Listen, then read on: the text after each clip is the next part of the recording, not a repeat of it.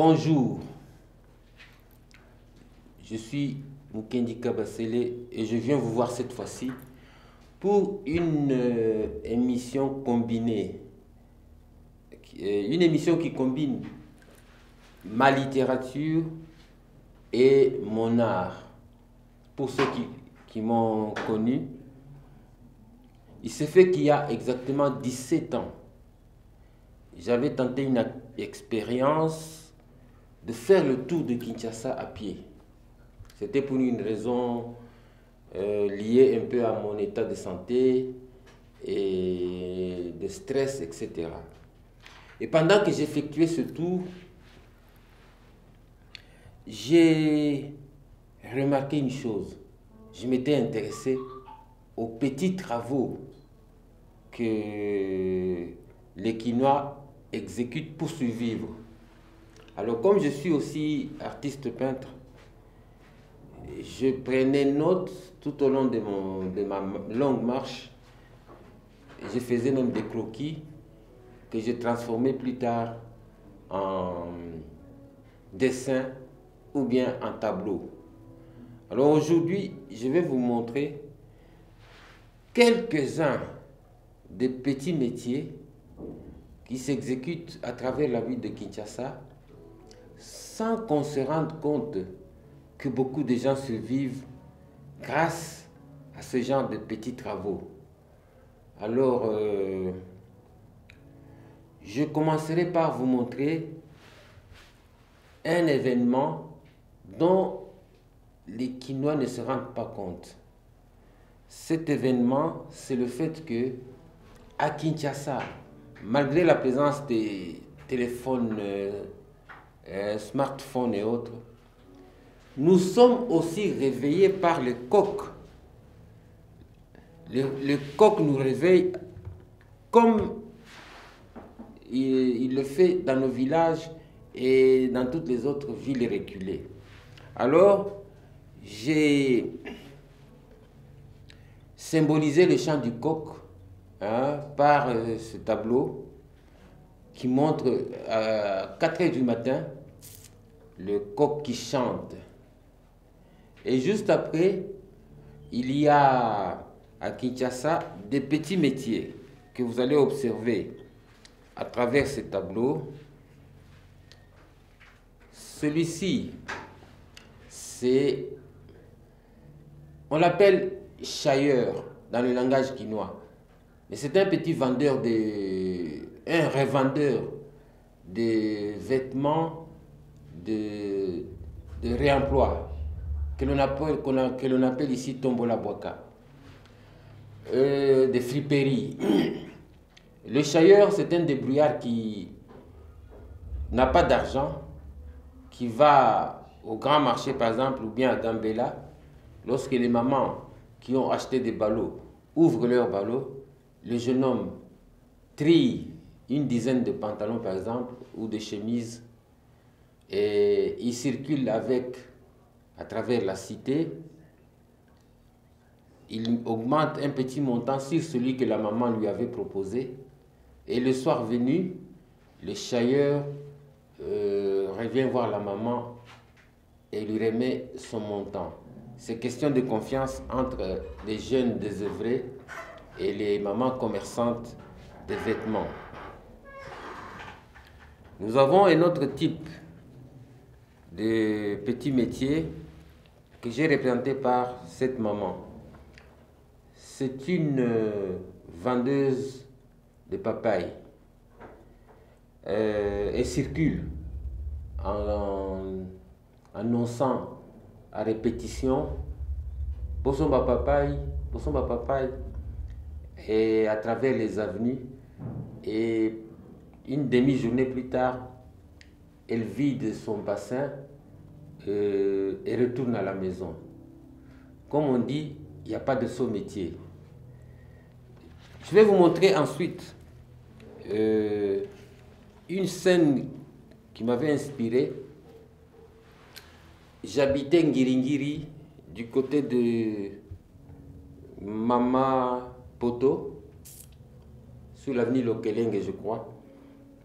Et chaque matin, quand j'étais assis dans ma maison, devant la grande porte, il y avait des silhouettes qui passaient. C'était des silhouettes des gens, généralement c'était des hommes, parfois des dames, qui revenaient de la grande boulangerie Maman Poto, mais avec des gros sacs, parfois 2 ou 3, qu'ils portaient à l'épaule en allant vers leur domicile pour aller revendre. Généralement, les mamans mettent leur pain dans les bassins. Et les hommes, ils préfèrent mettre leur pain dans les sacs, 2 ou 3 sacs, et continuer leur chemin. Arrivé à la maison, ils déchargent les sacs et ils vendent son lot de pain.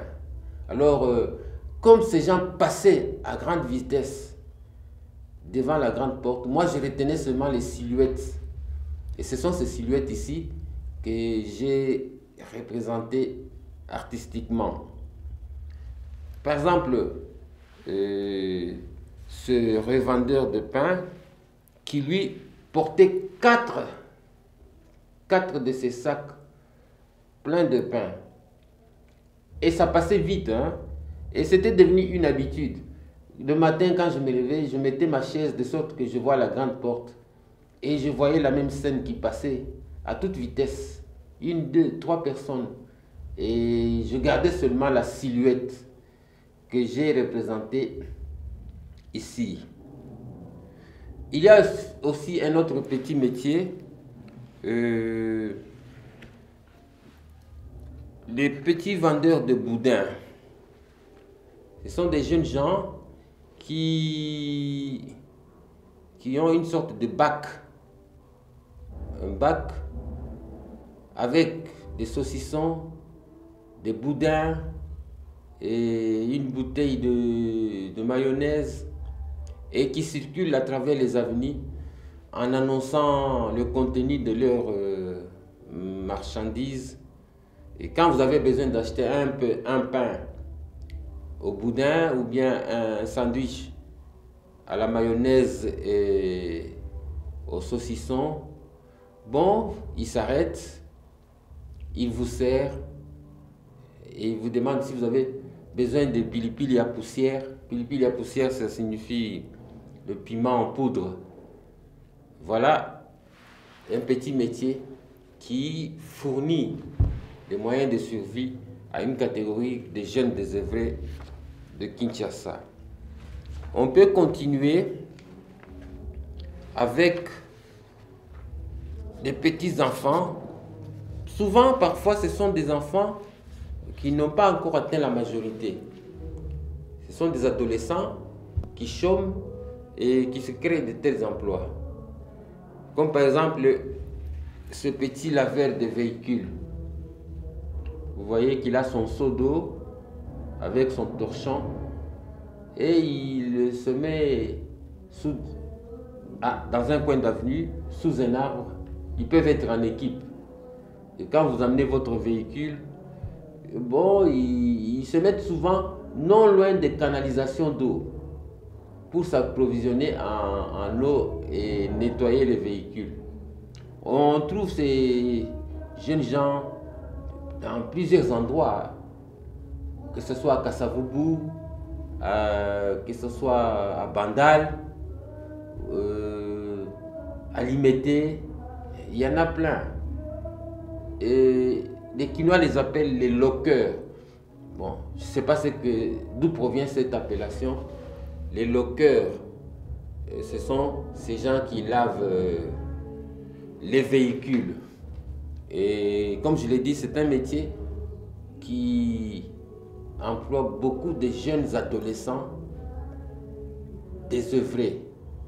Ils font ça pour survivre. Il y a encore un autre petit métier qui est très utilisé par les mamans de maison, des mères de famille pour faire survivre leurs enfants. C'est la vente de beignets.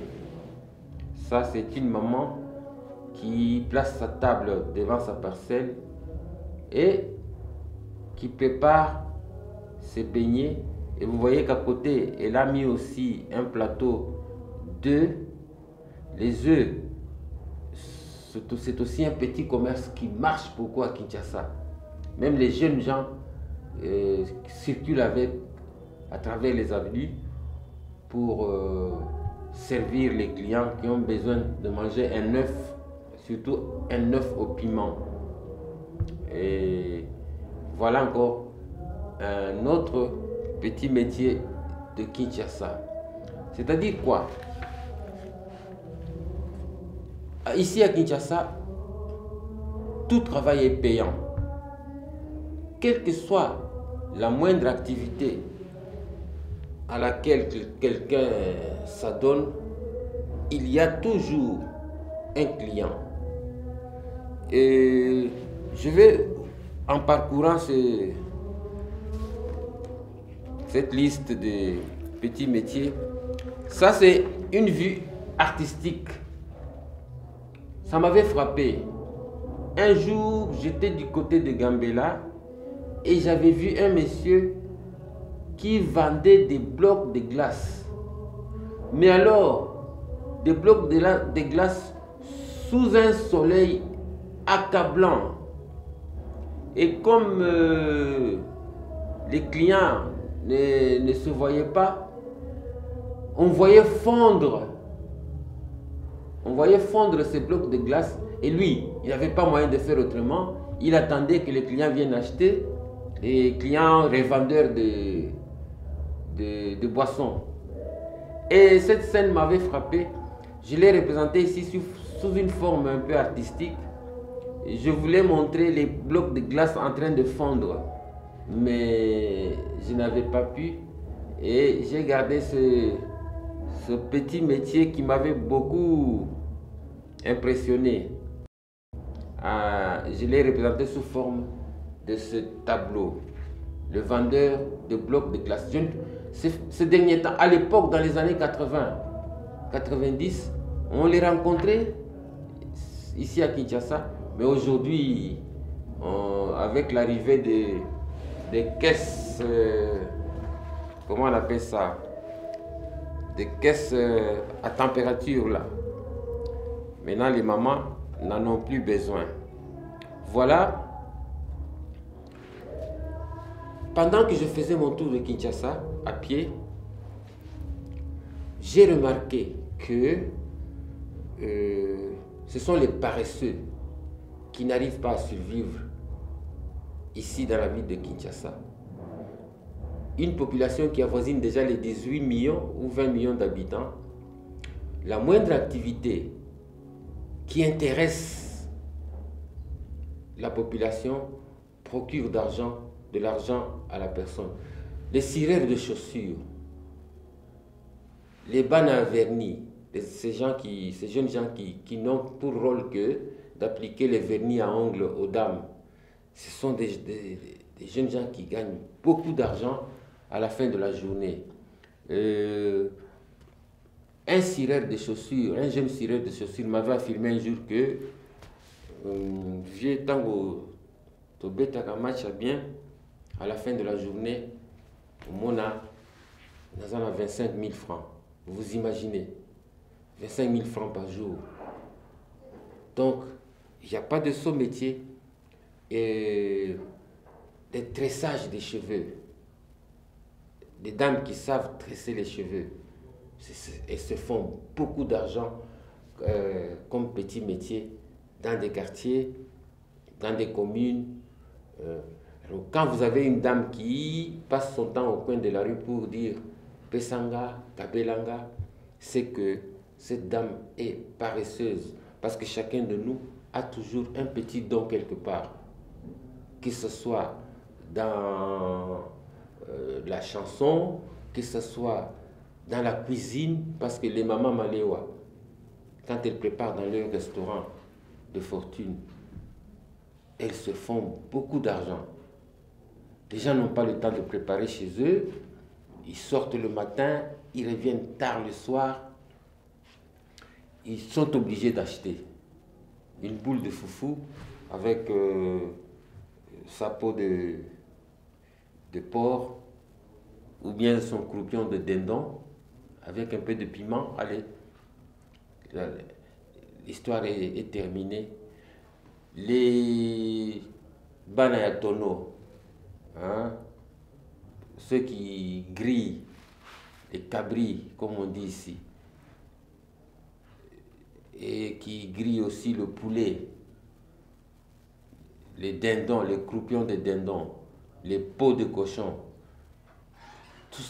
toutes ces activités-là, ce sont des petits métiers qui produisent de l'argent. Alors, il est conseillé à tout un chacun, un jeune Quinois, au lieu de passer son temps à jouer aux jeux de dames, à parler de Barcelone, de Real de Madrid, de 6h à 18h, je crois qu'il faudrait essayer de créer une activité quelconque pour essayer de trouver de l'argent pour survivre.